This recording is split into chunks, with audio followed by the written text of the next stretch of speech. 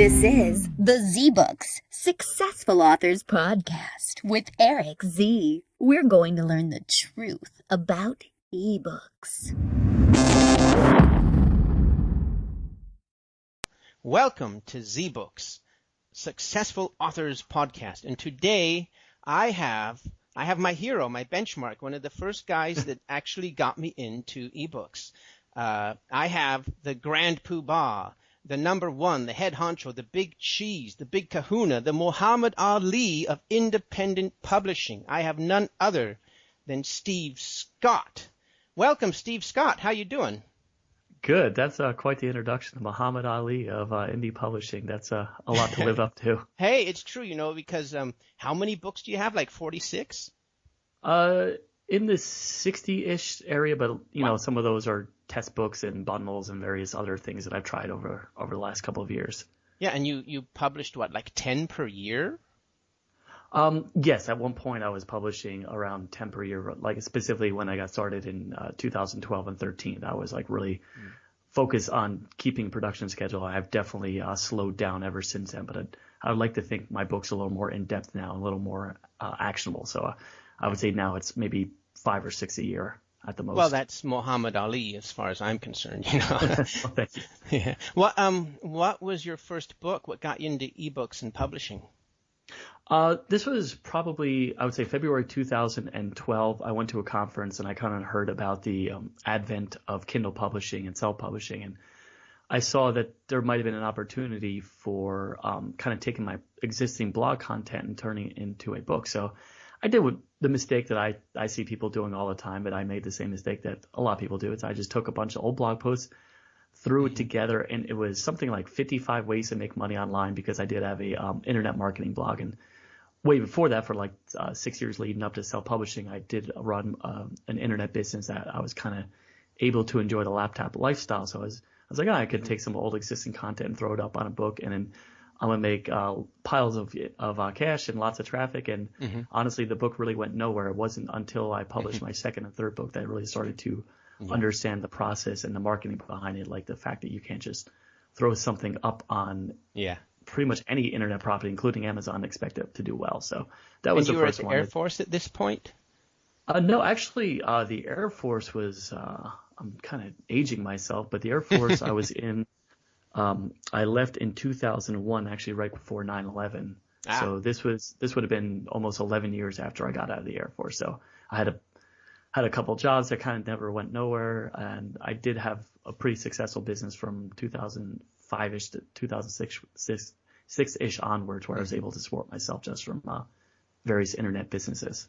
So we're kind of jumping around in the questions now, but so no worries. Yeah. All right. So so we're in your origins story right now. So what is your number one tip for beginning authors right now if they're beginning? Actually, I looked at the questions ahead of time and I tried to boil it down to one tip. I'm going to have two tips. I'm going to cheat a little bit. Excellent. Yes. I would say the most important tip is kind of laying the foundation. Actually, I'm going to say 3 tips. I'm sorry, but I'm just going to it's okay. Control and dominate the question. So the first tip would be to lay the foundations. And specifically what I mean by that is even before you write book number 1, you want to make sure that you're in the right market. So you want to make sure that you're in something that is profitable. And there's actually a pretty popular book called Right to Market by Chris Fox. And I think he does an excellent job of explaining what that means to write a market. But you want to find an area where people are spending money that they're. I'm sorry. What was his name? Chris Fox. Fox. Okay. Okay. Yeah. CHRIS and last name Fox, FOX. Okay. So yeah, he has a concept called Right to Market, and he that book is primarily written for the fiction audience, but I think it specifically applies to nonfiction as well. And you want to make sure that people are actually spending money in your particular genre or market. And what the rule that we like to use is called the rule of 30,000. So you want to look at books that are around essential topics. Like I pick habits, but if you're into the paleo diet or dating advice, you want to just poke around on Amazon and look at books. And you want to find at least a couple of books that have under a 30,000 sales ranking. That's around 5 to 7 copies a day, which for me, that's enough to say, all right, this is a good book idea. I should just go with that. So when I mean laying the foundation, just basically make sure that this is a market that people are willing to buy books about. Right. And then from there, what you want to do, and this is all stuff you need to do before even writing book number one. So the second tip I would say is you want to go out and create a lead magnet, just simply a free piece of content. It could be a tip sheet. It could be just a short book, something that you give away for free, and you want to tie that into an email marketing service. That could be, I'm trying to remember the one that's free. MailChimp. Yeah. Yep. MailChimp.com. I never use MailChimp, but people swear by it. So there's that. I use Aweber. There's ActiveCampaign. There's a lot of different email marketing programs. And then just give away that book for free to build people into your funnel. And then the tip number 3 would be just to go out there and write one book after another. And honestly, that's really what I did for the first couple of years. Every time I came out with a book, I would just email my list, and it just kind of built on itself. And eventually got to the point where every time I came out with a book, I was guaranteed to get a certain number of views and purchases. And that just kind of laid a huge foundation of my entire business.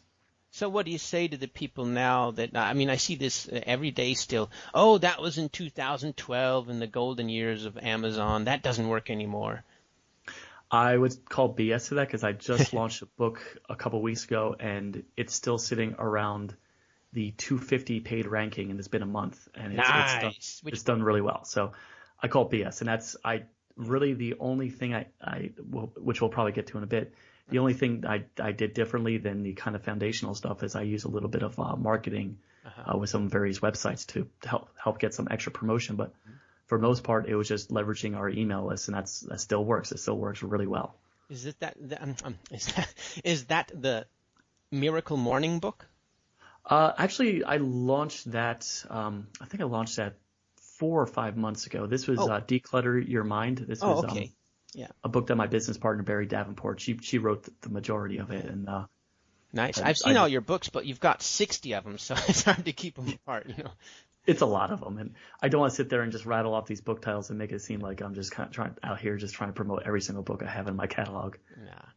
So what is your number one tip for intermediate and advanced authors to take their books to the next level? I would say from there, that's another hard one to answer, but what I'm starting to see that is the fact that it is getting competitive on Amazon. Just like you say, people say stuff doesn't work anymore. So the one thing I would really recommend is to start to fully understand all these different book promotional platforms. For instance, there's Bookbub, which is if you land a Bookbub deal, that could really be a significant positive impact on your book sales. And I would constantly try to apply to Bookbub. But what Bookbub also has, which is they haven't really accepted to a large audience yet, but if you can get part of their partner program and actually run pay-per-click campaigns on your individual books, that's a good way where you can take a book that's not selling well and generate a little bit of extra income for your books. And another platform I would recommend is Amazon Marketing Services. And Derek Depker actually, he kind of got me into the way you can fully leverage the sponsored listings. And that's if you ever look on pages now on the Amazon Kindle, there's a row of books just called sponsored ads, and those are all just run through the Amazon Marketing Services. Interesting. So for the intermediate advanced people, if you could really understand your market, so you definitely want to drill down and figure out exactly what books are similar to yours, what authors are similar to yours, what keywords, that sort of thing. And you and I were geeking out about Dave Cheston's tool. That might be a good resource for figuring out kind of what's going on with your marketplace. And there's also, I think it's Kindle Spy does a good job of kind of analyzing. Oh, can you? I'm terrible with keyword. It's all right. So tell me about. Sorry. I guess overall, just like if you could figure out how to do paid traffic, that would really be the best way. Kind of the 80-20 rule. That's the best way to generate a lot of sales, even if your books don't really have that many sales currently. So tell me about this. You just mentioned the Bookbub Partner Program. What is that? How do you access that? Let me, as I'm kind of filibustering as I'm typing it. You can hear me typing in the background. This is a live actual thing happening. Yeah, and it's funny because you just mentioned Derek Dupker, and I just interviewed him, and nice. And so the sponsors of this thing is very interesting. So he's one who got me into it. So I don't want to. Whenever I get an idea from someone, I want to make sure that they get the proper credit for it. But He definitely has a lot more to say about, so I would recommend anything he says. I'm going to have to interview that young man again. Okay, so the website, if you go to bookbub.com, that's bookbub.com/partners, there's an application process, and it is one of these kind of, you sign up and you pray, and I just, as soon as I heard about it, like 5 minutes later, they made a public a press release announcement, and I signed up 5 minutes later, so maybe that's why I got in, because I was like, all right, this has to be good. So I got in pretty quickly, but I know that they're taking their time rolling the program out. They're not just accepting everyone. So I would say try to do anything you can to get into good graces of Bookbub, because that really could make a huge difference in your business. Did you hear? I just discovered Goodreads is now branching out into something similar to Bookbub. They're going to do the email promotions. It's brand new. Have you seen this yet?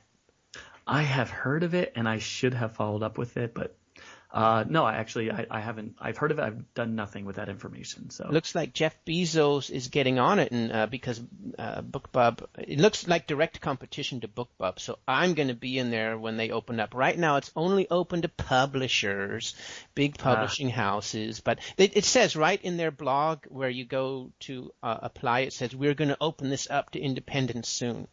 So nice. Yeah, just like you said, I would say if Jeff Bezos says we're trying to compete, then this is a good thing. I would, without even looking at, I would imagine it's probably going to be a major player in the space. Oh, I'm on it. Once they open it up, man, I'm going to try to get in there early.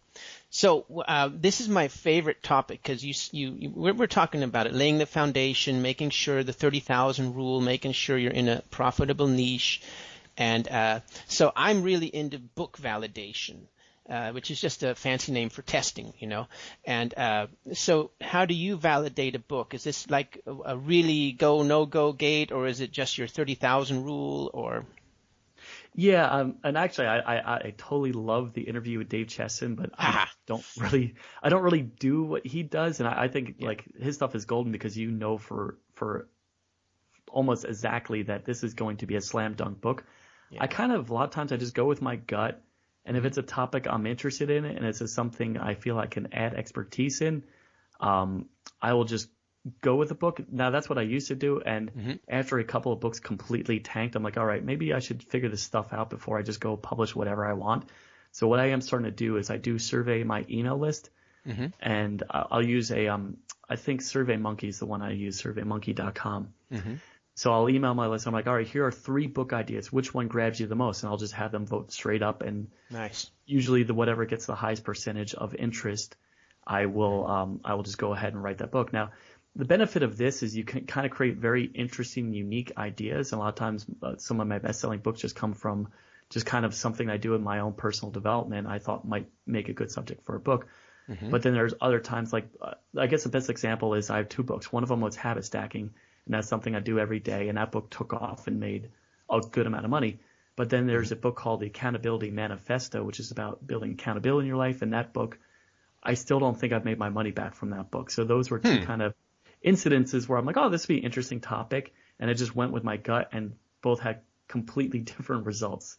The one that didn't make money, did you poll your list? I did not. So that's probably the misstep I took in my process, is not at least reaching out. And actually since then, that's why I always make sure that I email my list with any book idea, just to make sure that it's something that people even want. Yeah. Because I didn't do that. And with my launch campaign, like the first day, I'm like, this is bad, because I know what my normal numbers are. And it was not doing anywhere near that. I'm like, this is not good.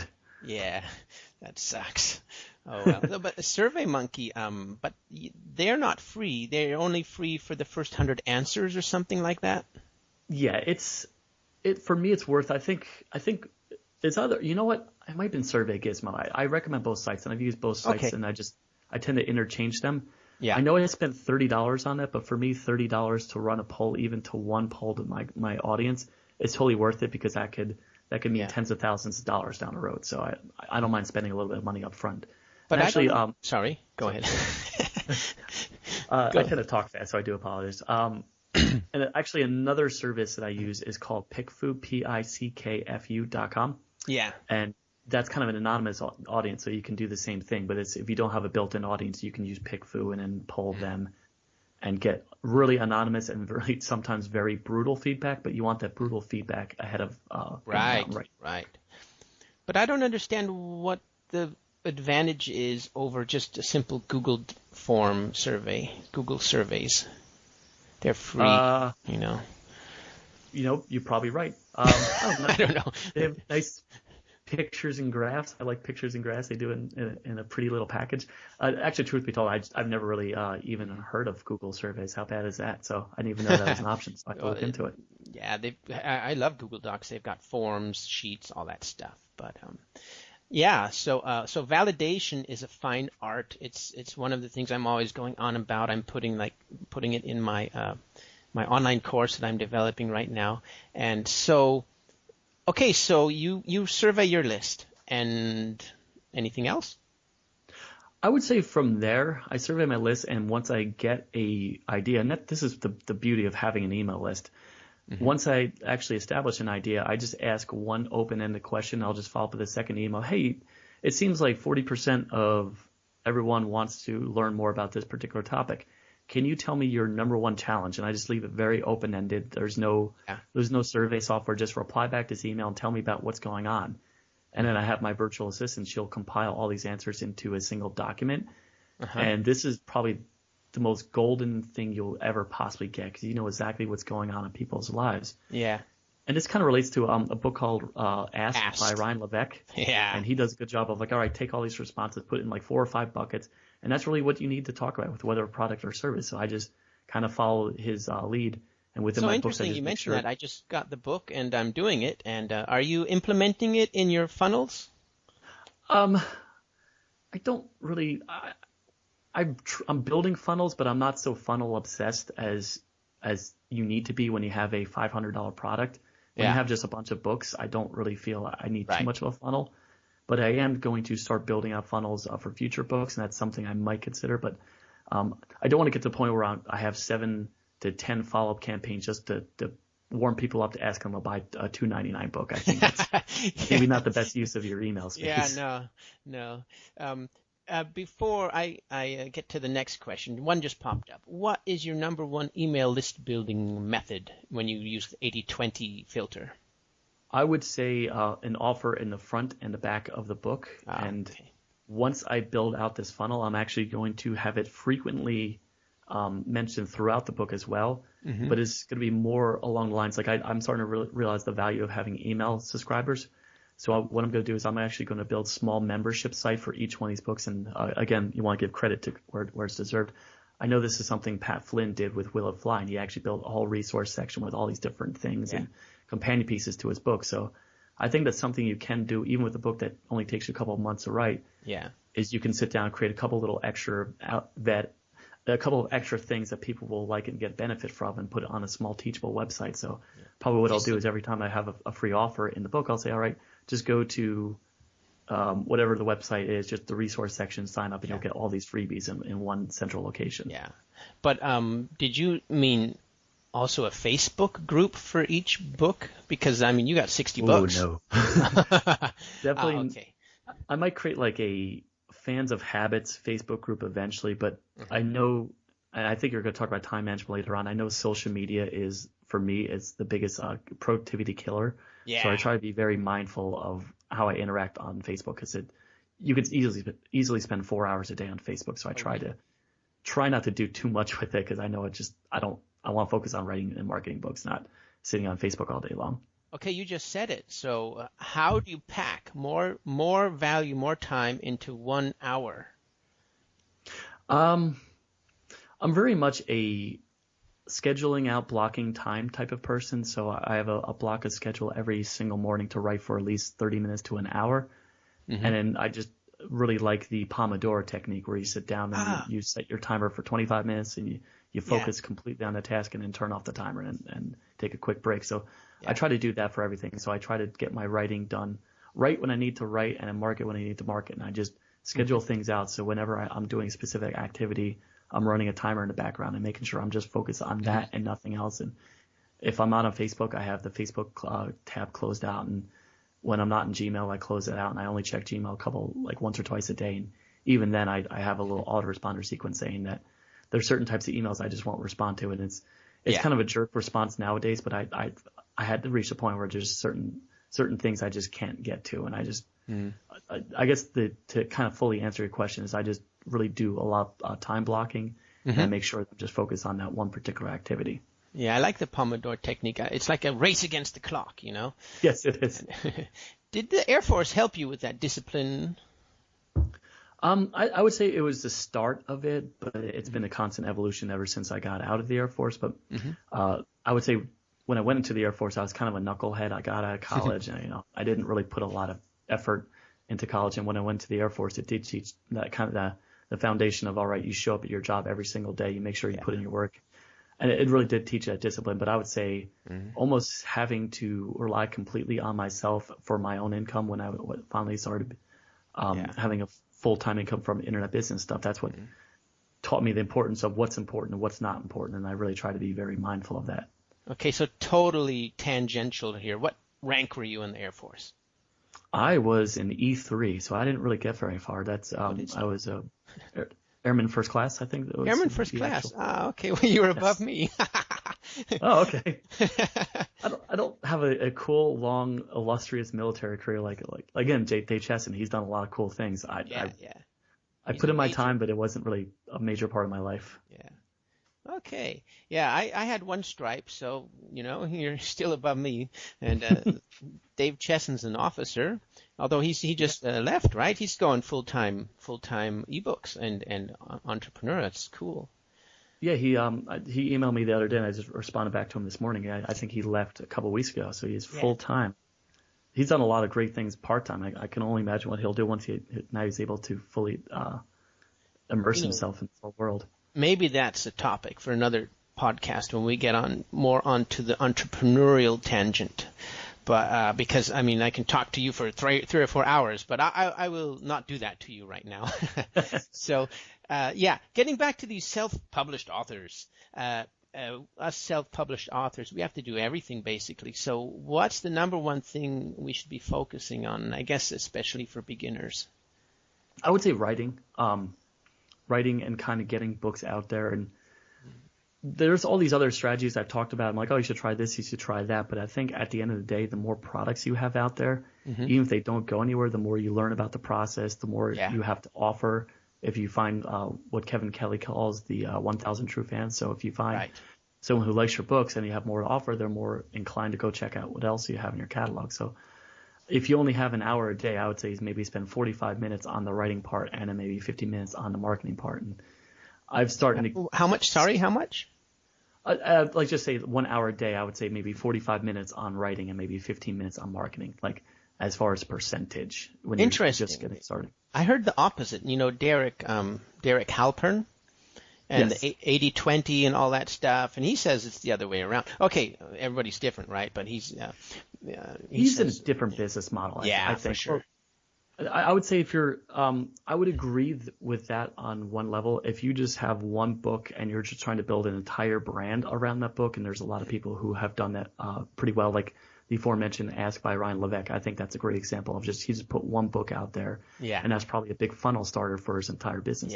I would say definitely for that. But when it comes to self-publishing, the model that I've seen that works time and time again is just you get books out there, especially if you're a fiction author. You should just your brand builder is getting as much content out there that's quality as possible. Mm-hmm. You going to make any forays into fiction? I'm thinking about it for November, but I am not sure it'll ever see the light of the day. Or if it does, it'll be under a pen name, and I probably will disavow it because I'm sure. Have you started it? Yes, I have actually. I've always been a fan of fantasy fiction. So kind of dark fantasy, so it's along those lines. But I'm pretty certain, and every fiction author I've talked to, they say the same thing. Your first couple books are terrible when it comes to fiction. So there's almost like I would say there's almost that level of expectation that if I come out with something, it'll do well, and I don't want to make my readers suffer through that stuff. Well, I'm tired of nonfiction, and I did a book in NaNoWriMo last year, And I'm just hooked on fiction, man. It's just imagination, and I love it. So I'm definitely going to go into that when I'm done with all of this course building and nonfiction stuff. I can't wait. Actually, I got some stuff ready to pump out, but just other priorities right now. So I think you'll get hooked on it. I think so too. I like the idea. I've always been a super geek, and I've always loved the Dungeons and Dragons and fantasy. I love that growing up. So thinking up ideas and creating worlds, that's all how I spent my entire childhood. Yeah. So I'm sure I'd love it. I tend to, especially now that I have my son, I tend to have very limited time. I have to be very careful with what I choose to spend it on. So awesome. And congratulations. Your son is pretty brand new, huh? Yes, he's going to be 6 months in about a week or so. So he's, all right, he's growing. He's getting older before my eyes. What do you call it? Pampers fever? I've never heard that before. Yeah, I would say that. Yeah, what do you call it? Diaper changing fever, whatever. Okay, back to books. But yeah, congratulations on your son. So talking about books, and you have 60 of them. So how do you sustain sales? I would say it's really is a combination of a lot of things. So we already mentioned it, just continuously try to get content out there. I would say that should be the first thing you should do, is at least set a schedule. I'm a firm believer in checklists. So I have a checklist for every single book I upload to an app called Todoist, and that's just the way I kind of manage a lot of my projects nowadays. And just kind of work through books. So that's how you spend the majority of your day. Yeah. But also, I would say what helps me is I have an email list that we've already talked about. So I kind of frequently run fire sales, and I'll be honest, there's some real argument about the value of fire sales, and that's basically you drop your prices to 99 cents and try to get people to buy your book at a discount. So I'll find like a theme, like, all right, this is a summer book sale. I'm going to give away 5 of my books for 99 cents, and that's how I generate a lot of extra income in a short amount of time. Interesting. And then from there, I would say, so you're running your 99-cent deals. Now, also in the background is you're trying to get Bookbub promotions. You're also, whenever you land a Bookbub promotion, I've landed, I think 4 now. Whenever I get one of those like special deals, like I try to promote that book all over the place, like every possible book discount website. So you have a really good launch or relaunch of that particular book.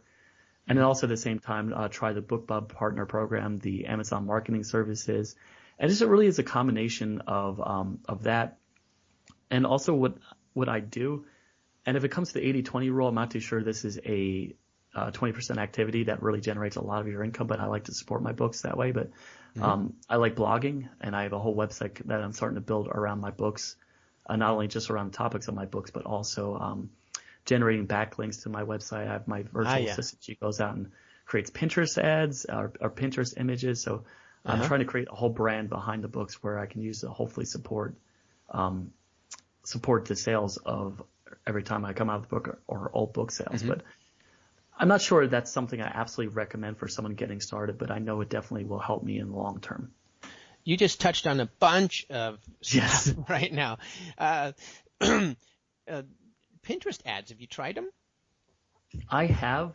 And actually, I work with my brother on a few things, and he primarily does a lot of Pinterest ad stuff. So I don't know exactly what he's doing, but it works where you want to promote anything on Pinterest. You want to make sure it's a good image or it's a good infographic or something that actually has value. Like if you've ever seen a good infographic, oh my God, I got to share that with my friends. So it's not, you're not promoting a book cover. You're promoting, all right, here's a section of my book where we talk about the 7 ways to overcome anxiety in your life. And the image itself actually has a lot of content. So it's stuff like that. And then you would promote that particular image, and that would ultimately link back to a page on your website that promotes your book. So it's kind of a roundabout way to promote books. But I'm kind of playing the long game with Pinterest ads, where we're just trying to build up my presence on the platform that hopefully in a year or so I'll have. I think I'm almost at 10,000 followers now. So hopefully in the next year or so there'll be 20, 30, 40,000. So every time I post showing an image up in your sales? I don't know. And as data obsessed as I am, I see that I generate about 10 to 15 book sales a day from my blog. So it's not a huge amount, but it's something. Yeah. I'm actually more. Yeah. Go ahead. I would say I'm more concerned with just building up my brand on Pinterest and actually trying to ROI at this point. I have a super tip about that. Nick Loper has a big article about Pinterest and traffic, and it's a very excellent article. And I tried it, and I did 9/10 of the article, and it works. And I'm really in love with Pinterest now. So I'm really mad though because I'm in Europe and I can't use the ads. No. Yeah, but that wasn't part of his article actually. So for you and everybody listening, check out Nick Loper's article about Pinterest ads. So, okay. Yeah, actually, let me touch on that real quick. I would highly recommend checking that article. I forget off the top of my head, but just if you type into Google, just type in sidehustlenation.com and Pinterest marketing. I think you should be able to find it, but I use that as a groundwork. But to really drive home the point, I think it was 2 days ago, I got 16,000 visitors in one day from Pinterest. So it can move a lot. Exactly. It can generate a lot of traffic. What you do with that traffic is really depends on what market you're in, but it definitely can help. Yeah. And it looks like they were built for sharing.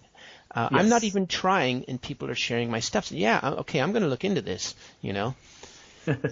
So then you said you have a checklist. I think I have your checklist book, actually. But then Todoist, is that the website that takes your $100 if you don't do it on time?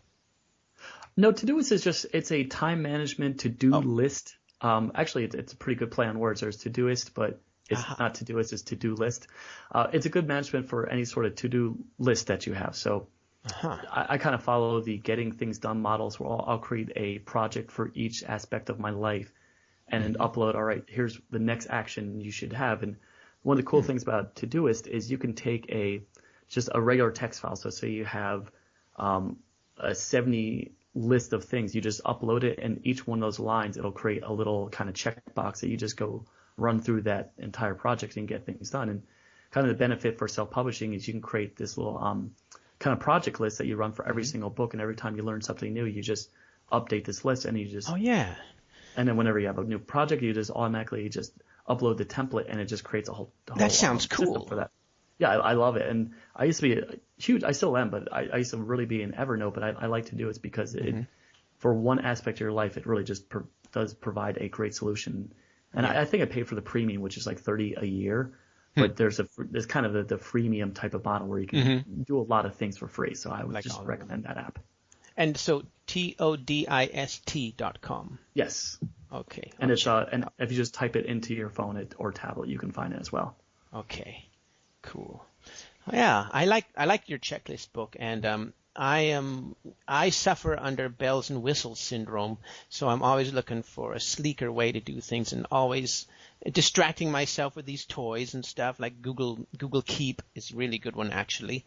But I'm going to check out Todoist and try to get a system going. So. Let's talk about your new course. Actually, you launched it a while ago, right? Yeah, we launched it in January, and we've been, all three of us, it's myself, Barry Davenport, and Ron Clendenin. Right. The two of them I've worked with books in the past, so they're definitely great people to work with. So we launched it back in January, and we're honestly, we're all learning at the same time about how to promote courses, and it's way different than self-publishing. So did you use Jeff Walker's method? Yes, and this is what's good about it. Kind of as you evolve as a business person, this is the one area that I kind of just followed Barry and Ron's lead, and we do promote it. But I think it's like one of the things that he recommends is a 3-part video series, and then the first piece of good content, second piece is kind of good content while laying the foundation, and the third video is just a kind of a light content, but also straight up promotion of the course itself. So. I did read his book. I've gone through a little bit of his material, but I would say Ron in particular, he understands Jeff Walker's stuff in and out. But I know that's kind of sort of what we followed. Cool. And so how did it go? It went pretty well. We were happy with the numbers. I'm starting to become a little more cautious with actually saying the numbers for what we sold. I don't have to. All three of us were quite happy, and I like the fact that I actually finally was able to get a course out there that kind of goes through every single thing that I know about self-publishing, and we're right now we're in the process of adding as much extra content as possible. Is every single thing you know? Not every single thing, because right now it's at like 90 videos. I would say every single thing I know for getting the book out there and published and what I'm starting to do is we're starting to try to figure out if we need course number 2 that's focuses on author platform and sales, or we're just going to add some extra videos to it. We haven't quite decided what we're doing yet. So, yeah, I mean, I guess that sets your course apart from the rest. 90 videos, huh? Yeah, I would say so. And if I'm going to be perfectly honest, and I try to be honest as possible, my one concern is we just put a lot out there, and we wanted to make sure people weren't overwhelmed by the process and just stuck to kind of what they needed to do. So there's a temptation to just fire hose it and put as much stuff that's out there. Yeah. But I do try to be mindful of like the 80-20 rule, that if there's a certain thing I'm not talking about, then I do feel that it might be nice to sell books, but I don't want people to feel like they have to. Like we just talked about Pinterest ads. Like I think it's a nice thing if you have the extra time and capital, but it's not going to immediately move books. So I think that when you first get started, you should focus on the fundamental stuff and then just evolve from there. Yeah. So any aha moments from your launch? Aha moments. It is a lot more painful than I imagined. I'm trying to think of specific. It's been since we actually launched, it's been 9 months, so I kind of forgot the finer details. But expect the unexpected. Expect things to break. Expect a lot of product confusion, because I know there's our course and there's a couple courses that are out there that had similar scope, and a lot of people were just confused about which was what, and they're asking questions like, actually that's not my course, that's somebody else's. So I would say overall it was very much a learning experience. I'm trying to think of specific aha moments. There is the value of having an audience that will follow you everywhere you go. So there's some people who just read my habit books, and they went on to buy a course about self-publishing, and you wouldn't think that these are anywhere related to one another, but you shouldn't be afraid to ask your audience. And I think maybe that is the aha moment, is like, no matter what, always talk to your audience and find exactly what they want and how you could best serve them. So you actually went to what you didn't think were book publishing type people. You went to that audience, huh? Yeah. I figured if I send an email out or two and see the response of people, it couldn't hurt. And there are a lot of people that were on my email list because they specifically want to see exactly what I was doing with my books. It was more like they didn't care about buying the books, but they want to figure out what I was doing from a marketing aspect of it.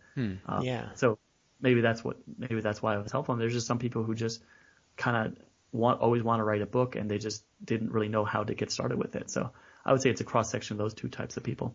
Interesting. That's cool. Yeah, cross-pollination or something. So, what about Facebook ads? We're talking about Pinterest ads and Amazon marketing services, which is Amazon ads, right? And no Facebook ads? Definitely for the course, we use Facebook ads a lot, and again, that's kind of an area that I kind of sort of know what Ron's doing, but I don't really. We make sure we don't try to trip over each other by doing the same thing or micromanaging one another. So he definitely does it. I have run Facebook ads for my books, and they've done pretty well, but it was one of those things where I was spending an hour or 2 hours a day trying to figure it out, and I just didn't see the ROI on it. And I know there's some people that do really well with it, like specifically Mark Dawson. I'm sure everyone knows what he does. I just found that at least for nonfiction, didn't really work out that well for me. And maybe if I took the time to figure it out, it probably could be. But I tried it, but it didn't really do all that well. Interesting. I do like Facebook. I like Facebook. I think the ad platform is great for promoting content. It's one of those things it's on my list. I just never quite figured it out. That's cool. And you need to take my course. I have a Facebook ads crash course, and I'm going to build that out into a big course. But as you can see, I'm spreading myself way too thin, way too much stuff going on, and So okay, so what would you do differently if you had to start all over again? Or in other words, what do you wish you knew then that you know now? I would say I would be probably, if I had to start all over again, and I would probably follow almost everything I did. Maybe past the second and third book, I would probably follow the same model where I just find a market and write to that particular market. But the one thing I would do differently is I just kind of picked a broad topic like habits, which there's not really a defined market besides like Leo Babalta. He's like the only one I could think of off the top of my head who actually has an audience about habits. I would probably focus in on real specific pain points. Like I know saving money, I always use that example in my course because I know that's something that people are always interested in, and I would probably pick a market like that where I know my wife has a ton of experience about that. So I'd pick a real specific pain point and try to find actual websites that talk about it and authors, and try to do a little marketing intel and make sure that there's an actual audience out there, there's an actual market, because I think that's really beneficial when you try to scale things up and run ads and try to build a brand around it. It's hard to build a brand around something that's a little more kind of nebulous, and that's really what the habits market is. There's no real defined market. So it goes back to our validation, Yes, validation. I probably should have done a little bit better job with that, but it also kind of gives me the freedom and flexibility to talk about a bunch of random topics that can sort of cool. to one umbrella. Apropos Ryan Levesque, that's one of the big quotes in this book. I found it easier to make a product for an existing market than build a market around my product. So yeah.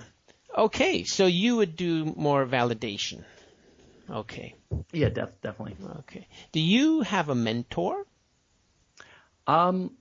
I do not. I have a lot of people that I look up to, and I try to learn from as many people as possible. Like I have a couple accountability groups, my business partners, a couple of people I respect and follow online, like Pat Flynn and other people as well. But I wouldn't say I don't really talk to someone on a frequent basis that kind of guides me through stuff. Like the only one I could really think of is maybe my dad, and I talk to him about business stuff on a frequent basis. But that's not really a formal thing. I just kind of go with him whenever something's going on in my life. Well, it's what every entrepreneur seminar you go to or a book you read, you got to get a mentor. You got to get a mentor. So I've got it on my list, and I don't really have one either. Cyber mentors maybe, or benchmarks. I think you can get by without having one.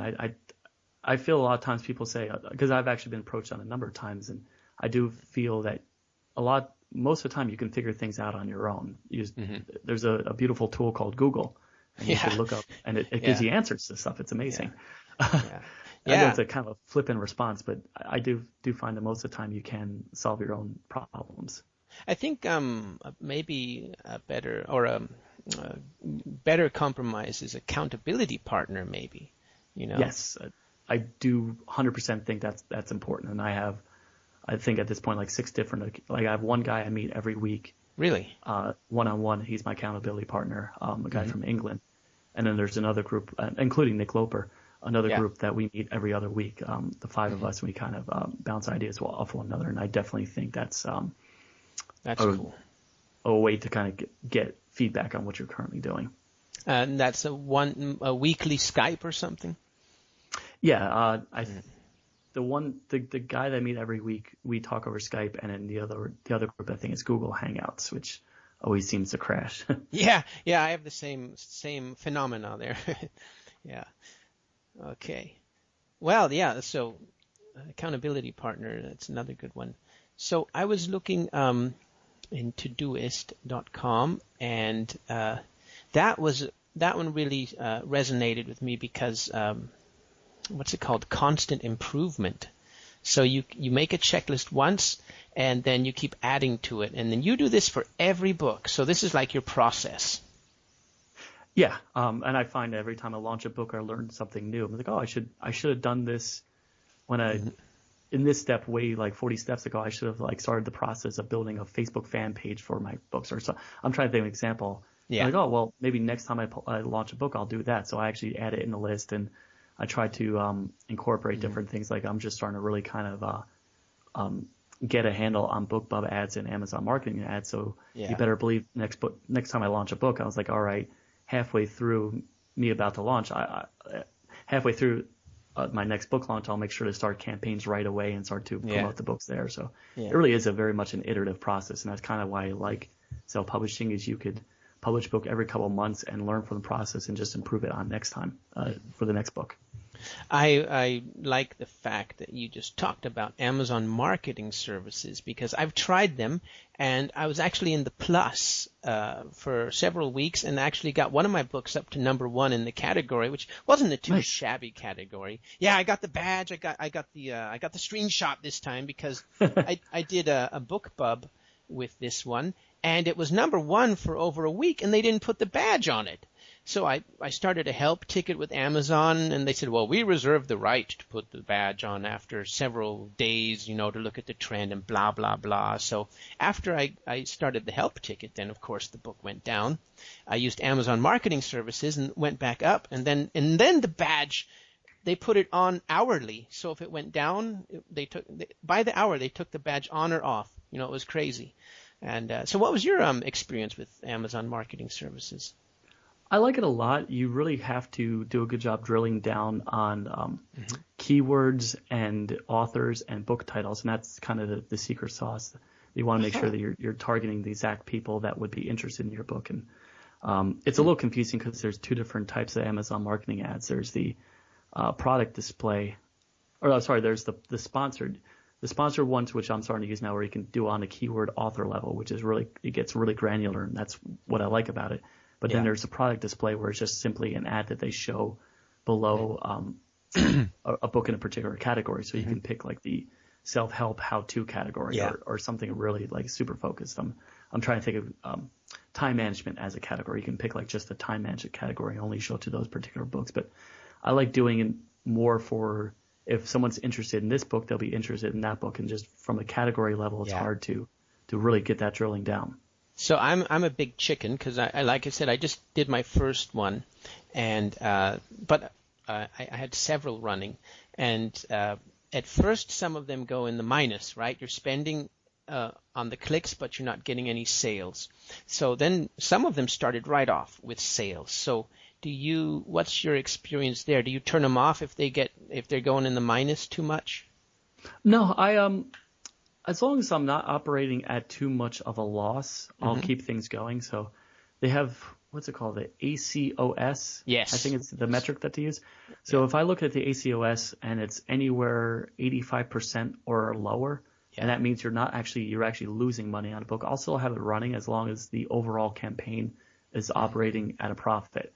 And for me, it's like I'd rather spend a little bit of extra money, get a reader that could potentially go out and buy my other books. And at the end of the day, it's really what I'm trying to do here. So I'm trying to build up that readership as much as possible and get them to join my email list and blah, blah, blah, all the stuff we talked about already. Just get them part of your overall brand. So one thing I noticed about Amazon ads is that they're very slow moving. You start an ad and it takes days. Yes. And then I pumped up the budget to over $300. I used the option use the budget as fast as possible. I made the campaign only 2 weeks long, and it didn't do anything. It still was just as slow as the other ads. But like you just said, 85%. For me, I think it's 70% because we only get 70% of the book, right? Yes. So that was kind of my key number there. And I got everything below 70%. So theoretically, I mean, I haven't gotten the bill yet, but theoretically I made plus or minus zero or a little plus. But I mean, do you, what do you call it, spend the budget as fast as possible, or do you pace them evenly? Or what? Yeah, I would say I would have to look at my numbers, and it's been a while since I reviewed my ad budget, but I think it started pretty small. Actually, come to think of it, I should probably go back because I think I said it had like $40 a day budget, which isn't a whole lot. The stuff that's doing well, I should probably jack that up to like $400 or $500 because I know that there's one campaign in particular that's doing really well. But from there, I would say starting off, you do want to do the kind of, this is very much the fundamentals of paid traffic, but you want to start small, maybe $5 to $10, make sure that you're at least having a converting campaign, and then start to add more books, more authors, more keywords, and just scale it up from there and then once you reach that point where they're all doing really well, try to spend as much money as you possibly can, because the more money you spend, the more book readers you get. Yeah, I'm really falling in love with them because unlike other things, you have the direct link between sales and spend. So you can see exactly with that ACOS you just mentioned if you're in the plus or minus. And with Facebook ads, well, then you have to see, okay, well, how many did I sell on Amazon? And you don't have that direct link. And in Amazon, you have it right there in your dashboard. It tells you right there, And so I'm really digging Amazon ads. And, I like them. And I feel that they're probably going to reach a critical mass where it's no longer effective, but you just have to keep on iterating and improving on what you do. But for now, I think they're great. So critical mass, you just triggered something else. What about translating your books for other markets, other Amazon markets that aren't as saturated as Amazon.com? I have actually, that's weird because you mentioned I just talked this morning to a agent who represents books in other markets. And I've done this kind of half-assed where someone approaches me to sell a book in the Czech Republic or in China, simplified or complex Chinese. I've actually just straight up sold rights. And you could, I've sold it anywhere from $500 to $4,000, which is, it's not a lot of money, but it definitely every little bit helps. But there is a lot of opportunity. I just find that the translation market is so many small details that it can almost be a distraction from what you're doing currently. That said, I did strike a deal also with someone who translates my books into Brazilian Portuguese. And actually built out a whole funnel just in the Portuguese language. And I built like an email list, an opt-in offer. Interesting. And they're all my AWeber list. So every time I come out with a new book in Portuguese, I just have a translated email sent out to them, and they go out and download my book and leave reviews. So it is possible. It's just a little bit of technical requirements to make it happen. So that's Brazil, Amazon, right? But in China, do they have Amazon? No, China, that would almost be like you're dealing with a traditional publishing company where they just take the physical book version, translate it into their language, and then one day you just get money just shows up in your bank account. That's really what happens. You sold the rights, a one-shot deal, huh? Yeah, it's like a one-shot deal, and I kind of look at it as like found money that, all right, what are the odds are I'm actually going to be able to sell this for $50,000 in China? Probably slim to none. So yeah, I'm wondering though if you might be kicking yourself in the butt later because how many people? They got over 1 billion people, and maybe you'll become the hit in China and not have any cut of it, But then I can come out with book number 2 or book number 3. I guess that's the beauty of self-publishing, that if you make a bad deal with one book, just try to present them with another book. So what about Brazil? Was that a one-shot licensing deal, or it's an ongoing funnel thing? It's an ongoing thing.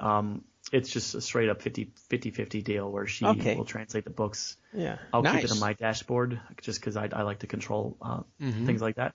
But for the most part, she writes all my marketing campaigns or any emails I need to send out, or the Amazon description. And does a really good job. Yeah. And you split the profit from the book with her.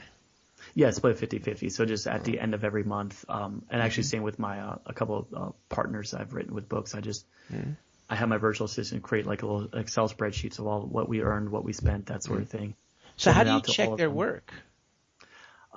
Specifically with the translation partners, we actually pay for an editor in that language to edit the book as well. Okay. Like you would with any other language, to make sure that it's actually what it's supposed to say. And yeah, exactly. I don't speak Portuguese, but I assume that an editor will let me know if something's not right.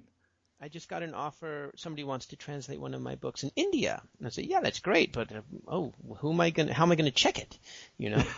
So 50-50. Okay. That sounds like a good deal, actually. And, for her, for damn sure, huh? I don't know. She puts all the effort in. I just collect the payments. That's awesome. Yeah, so I think that's a great way to go because in Spain, Germany is the second biggest book market and music market in the world. So I'm definitely going to try to go there too. So, and you're doing Brazil and China. That's interesting. Yeah, I did try Germany, and actually I just also today. That's funny. I did a lot today. I was talking to one guy. We tried with a couple of books. They didn't really pan out, but neither one of us. We were just both really busy, but we're starting to really try to make a concerted effort in October to push a couple books. So maybe in a couple of months Germany will open up again. But it is probably the number 2 language next to English right now when it comes to digital books. Yeah. Yes. Yeah. So who is your favorite author? I'm gonna go with the standard answer that probably most people say is Stephen King. I love Stephen King. I've read all his books as a kid, and I would say some of the books he's coming out with now they're actually better than what he used to have because he's off the cocaine, he's off the all the drinking he did in the 80s, and his books are tighter and they flow a lot better than some of his older books. They were just complete stream of consciousness, and he needed a good editor back then. Yeah, exactly. That's one of those things that I'm kind of not so sure about with editors, because if you read like Stephen King or a Terry Pratchett, you'll say, Jesus Christ, did he pay his editor? He's not worth a cent, uh, yeah. So yeah. Well, okay. Stephen King, and he's getting better and better, right? Oh, that's cool. Oh yeah. I would say he had a trilogy that was more of a crime mystery type thing. I thought that was pretty good, and the sequel to why can't I remember? The sequel to The Shining, Doctor Sleep. I really like that book. That was okay. a really good one. Yeah. I would say most of his new stuff at worst, it's like, oh, that's an okay book. That I would say that's the reaction I've had for things that I've read of his in the last 7 or 8 years. It's at worst, I'm like, oh, it's not the greatest book, but generally it's worth the money. I'm going to get his audiobook then. What's it called? Sleeper? Doctor Sleep. Dr. Sleep then. How's your experience? Oh, sorry. Go ahead. I was right. It's the child, the one who had the shining ability, and the original one, it's him as an adult. And kind of that's how they continue the story. But it's good. Yeah. I've been reading or listening to a lot of audiobooks. And how's your experience with audiobooks?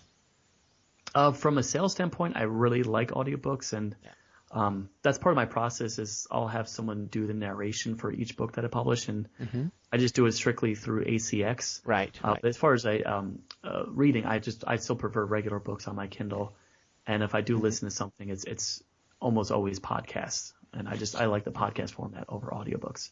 So how are you doing a royalty split with the narrator in ACX?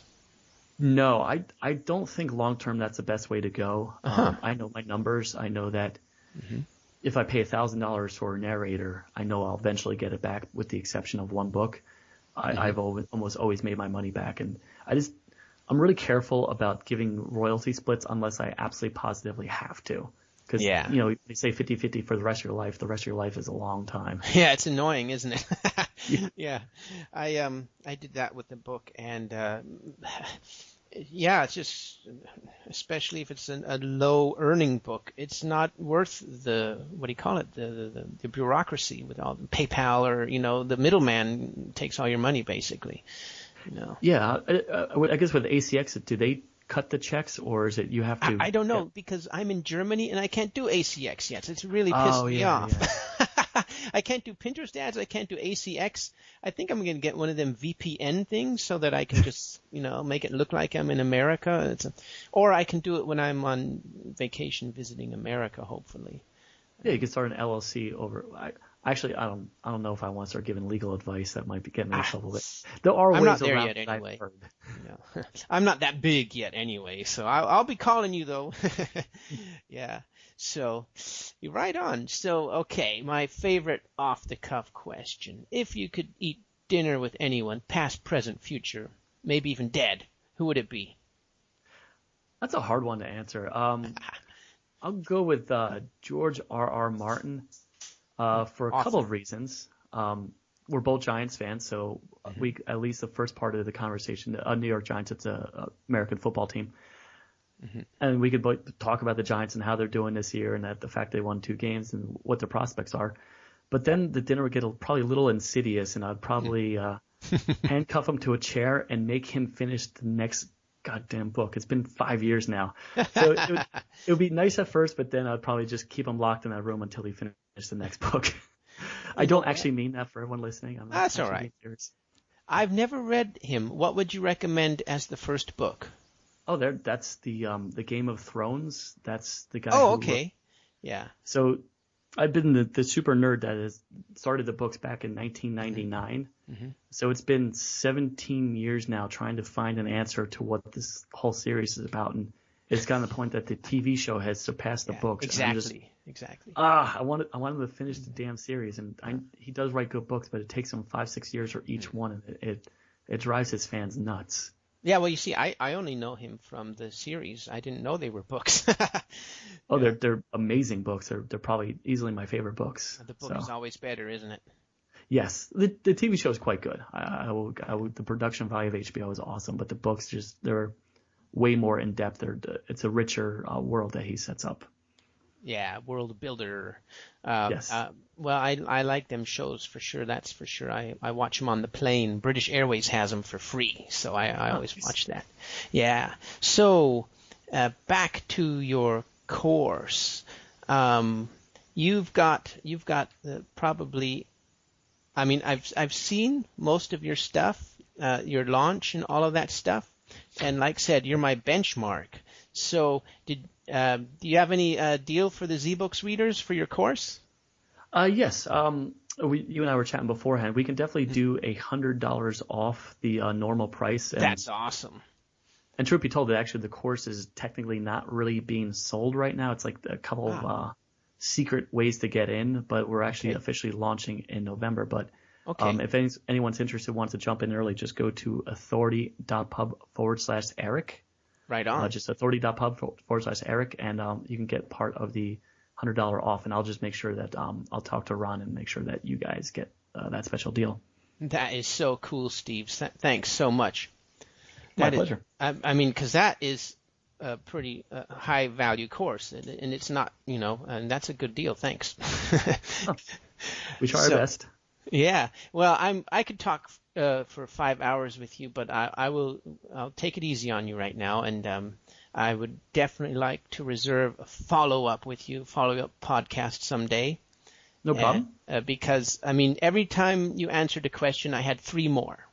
So, okay. So thanks for coming along, and I hope I didn't bore you with the same old questions that everybody else asks you. No, they're great questions, interesting ones. Okay. You don't really, when you do a lot of these, you don't really get unusual, out of the left field type of questions. Good. What is your website that you want to send everybody to? I would say they just they go to that link that we just mentioned before, or just authority.pub, and you could check out all the different podcast episodes that we have lined up, and a few other pieces of content. We do have the checklist that I mentioned before, and that's really is a checklist I follow every time I go out and publish a book. So just go to authority.pub. And authority.pub/Eric. Yep. So thank you so much. authority.pub/Eric to find the access to the course, and authority.pub for just the content. So anything else, Steve? You want to say anything else to the world? Just go out there and take daily action. And the reason I talk about habits is because I am a firm believer of doing something every single day. So if you fully commit to self-publishing, I would recommend writing every single day and finding some way to market your books every single day. Thank you so much, Steve. I look forward to talking to you again. And thanks so much.